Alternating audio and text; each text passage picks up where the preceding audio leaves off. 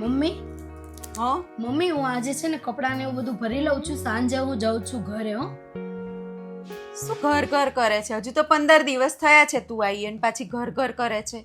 અરે મમ્મી મારા સાસુ એકલા છે ઘરે, મારે જવું પડે ટાઈમ પર. અલી તું તો આખો દાડો સાસુ સાસુ જ કરે છે. નકરી સાસુની ચિંતા નહીં કરવાની, દેરાણીને બોલાવી લેવાના, કરે અપૂરી. અરે મમ્મી મારા સાસુને મારી સિવાય કોઈની જોડે નથી ફાવતું અને એમને મારા દેરાણીને ઘરે ત્યાં નથી રહેવાતું, એટલે જ હું વધારે ક્યાંય બહાર જતી નથી. એમને હું ક્યાંય એકલા મૂકીને જતી જ નથી. અરે આરતી, થોડી સમજદાર બન. આવી બુદ્ધિ વગરની ક્યાં સુધી રહીશ?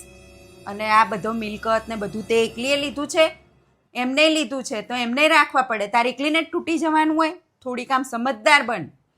મમ્મી તું કઈ સમજદારીની વાત કરે છે?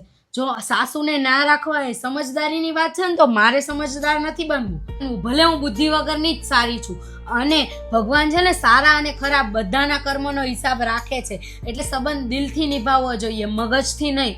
અને મમ્મી તને જો મારા સાસુ અને મારા દેરાણી વિશે ચડામણી કરવી હોય ને તો આજ પછી હું આ ઘરમાં પગ જ નહીં મૂકું.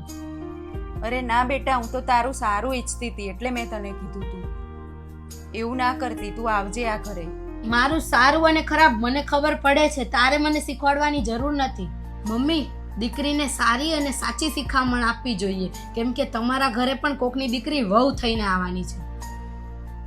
સાચી વાત.